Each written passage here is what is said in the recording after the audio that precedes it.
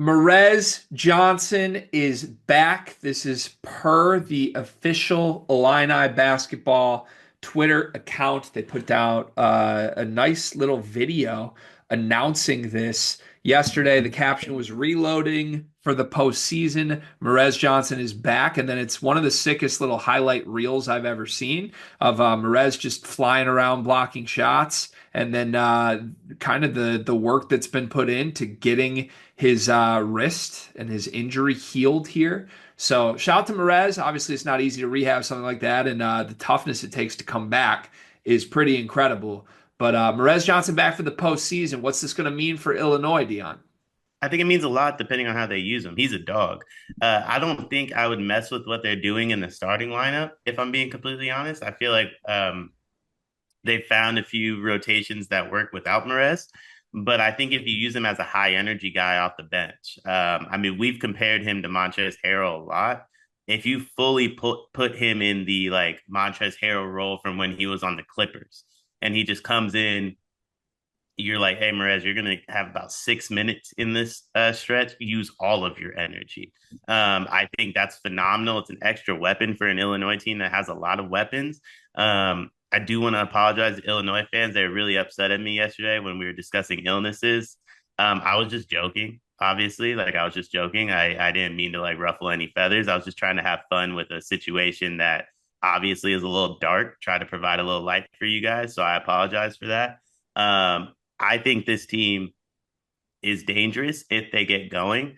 That's the biggest if. I think Morez provides a way for them to where if they're not shooting the ball particularly well, he's another weapon that can get points on the board without them making a bunch of threes. It's a slider to their fastball. It allows them to have multiple pitches. This makes them very, very dangerous in the postseason.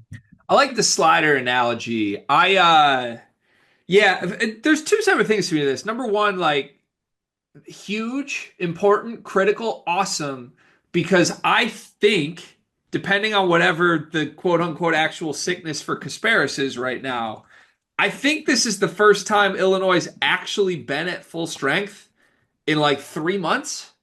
So just the idea of like we could play this guy if we want to, while also being able to play every guy if we want to, is gonna feel like a huge, massive mental, emotional boost for this team. It's also a huge physical boost for this team, given who Morez is. I don't want to downplay that whatsoever. It also like is a wildly impressive feat for Morez to suffer this injury and come back this quickly. I don't think there are many players in all of college basketball who would, number one, be capable of doing that, and number two, want to do it.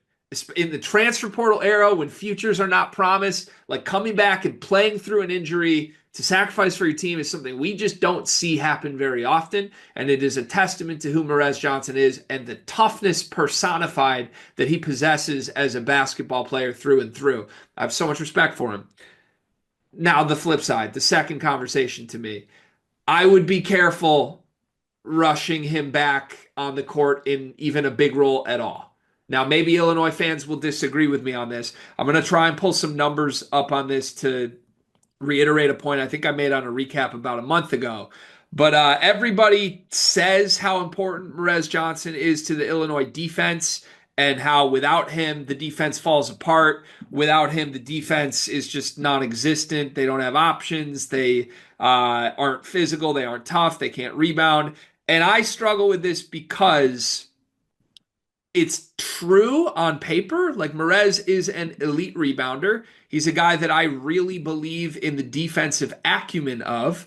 And he's a player that I just think in general can do a lot of little things for a basketball team that improve them on both sides of the ball. Like coming into this, you agree with the fact like Morez is their defense and their rebounding, or am I misquoting you on that? No, I think he could be. I think I wouldn't use him in the way that they did last time because I don't necessarily think he's like fully their defense and their rebounding. And I think they've found ways to make it work without him. But he can be used as like an energizer bunny, where like I think he could be better at defensive and rebounding if he's playing a little less and he doesn't have to worry about fouls as much or his own energy as much. And coming off an injury like that, I think limiting his role a little bit could benefit him and the team. Yeah, okay. I could see that. So I just want to pull up the some numbers on this. So when Morez Johnson entered the starting lineup January 23rd against Maryland, he ended up starting 8 games for Illinois. And I think everyone's assumption would be like, oh, he gave us the defense and rebounding that this team hasn't had. It changed our offensive identity. We stopped bombing threes in a bad way and got better. Um, they went 4-4 in that 8 game stretch. In that stretch, the Illinois defense was the 124th best defense in college basketball across 8 games. That is so far behind what they were at the beginning of the season.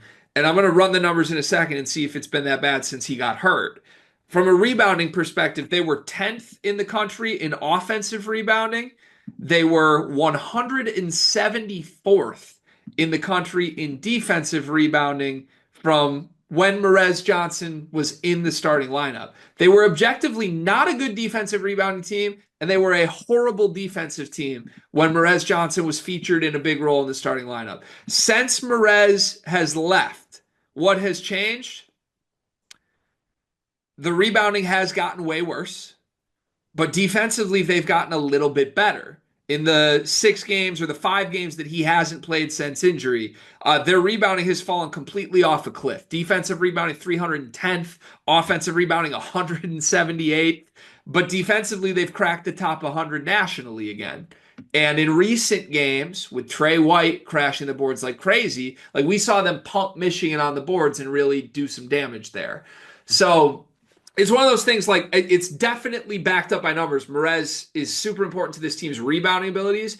Defensively, they weren't good with Morez in the lineup either. And I don't think it's necessarily the best fit to like pair him and Tom together, even if you like them theoretically as a pairing. It doesn't really help your offense to do that. So I don't know. For me, I just love so much about what I'm seeing from Will Riley and Trey White right now. And these are two guys that Will Riley struggled with confidence for a month. Trey White was broken as a basketball player 3 weeks ago. You've got them both right, finally, concurrently at the same time. And the only thing that could disrupt that is taking away their role. I don't know that Morez Johnson's a better basketball player than what Will Riley and Trey White have given you in these last 5 games. So it's great to have him back, but how Brad manages this is going to be one of the things I'm most curious about in my years of covering Brad Underwood. Yeah, I wouldn't mess with O'Reilly and Trey White's role. I also wouldn't play him and Big Tom together, but I think if you brought him off the bench for Big Tom in a more limited capacity, when he gets an offensive rebound and goes up for a big dunk, like let's say you start a game slow, right? Like let's say you come out the gates, you're down maybe 9-2. Um, Sub Merezin, he'll get an offensive rebound, do a putback dunk. That's going to get the whole team fired up. I think you have to use him in a role. He's like an energizer bunny a little bit, where it's just like, hey, when the momentum's starting to go away from us, throw him in there. He'll make a big play. It gets everybody back on track. Then let's get Tom back out there a little bit. And just use him in a little bit more limitedly, maybe like in a 15 to 20 minute span in the game. Yeah. By the way, before Morez Johnson entered the starting lineup, Illinois was 13-5, the fifth best defense in the country, 25th best offensive rebounding team, sixth best defensive rebounding team in the sport. So all of the bad rebounding defensively, all of the bad defense started almost concurrently with when Morez started in the starting lineup. They haven't recovered from it without him, but if you're looking for like draw a line, where did this change?